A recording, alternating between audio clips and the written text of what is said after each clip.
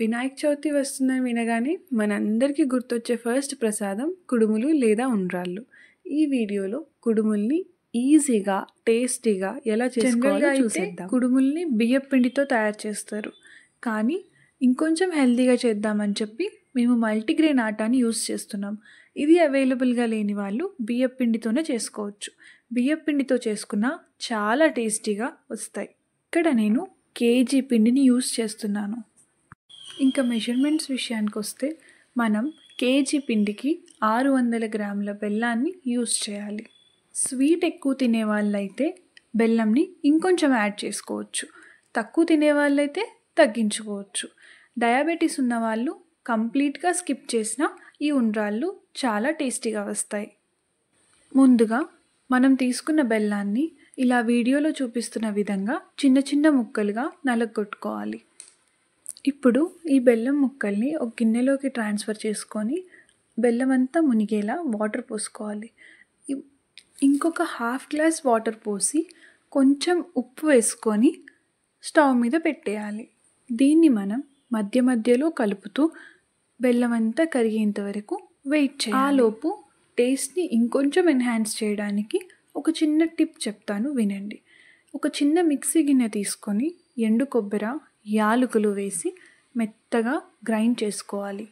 వీడియోలో చూస్తున్నారు కదా, ఇలాగే ఉండాలి. ఇప్పుడు బెల్లం పూర్తిగా కరిగాక ఒక్కసారి బెల్లం నీటిని జల్లెడ పట్టుకొని ఈ యాలకుల పొడిని దాంట్లో వేసేసుకోవాలి. 1 మినిట్ తర్వాత స్టవ్ ఆఫ్ చేసేసుకోవాలి. ఇప్పుడు పూర్తిగా కరిగిన ఈ బెల్లం నీటిని పిండిలో కొంచెం కొంచెంగా పోస్తూ కలుపుతూ ఉండాలి. పాకం వేడిగా ఉంటుంది కాబట్టి జాగ్రత్తగా కలపండి. పిండి కాస్త చల్లారాక కొంచెం కొంచెంగా పాకాన్ని పోసుకుంటూ మెత్తగా కలుపుకోండి. వీడియోలో చూస్తున్నారు కదా, ఇలాగే కలుపుకోండి. ఇక్కడ మేము కుడుముల్ని ఉడికించడానికి రావి ఆకుల్ని యూస్ చేస్తున్నాము.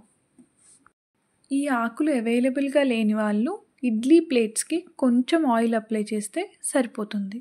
ఆయిల్ బదులుగా మీరు నెయ్యిని కూడా యూస్ చేసుకోవచ్చు.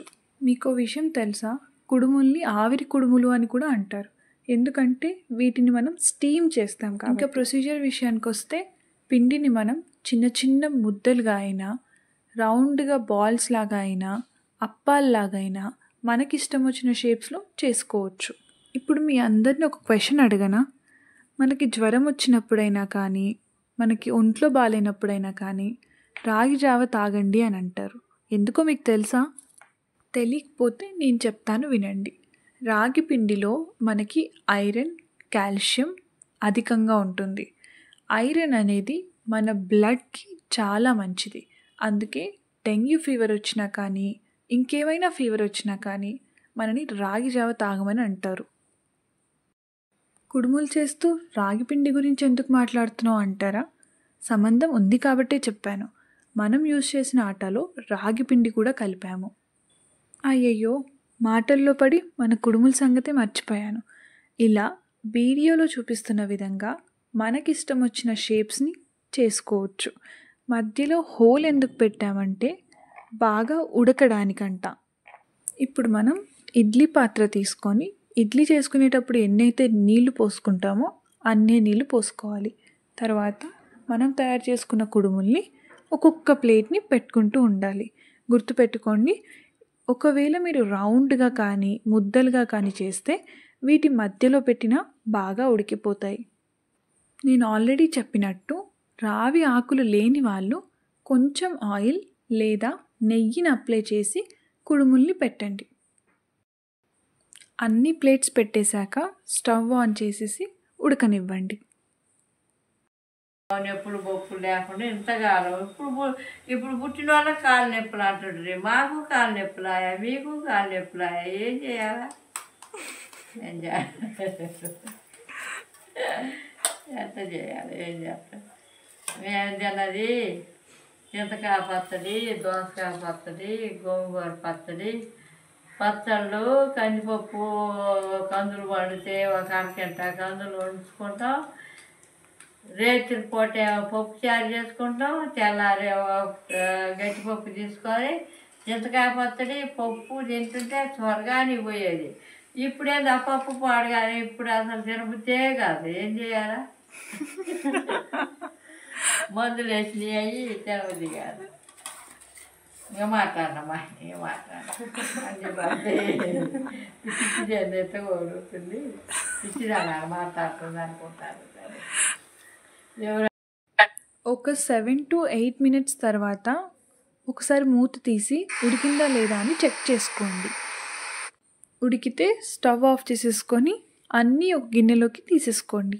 అంతే, వినాయకుడికి ఎంతో ఇష్టమైన ఉండ్రాళ్ళు రెడీ అయిపోయినట్టే.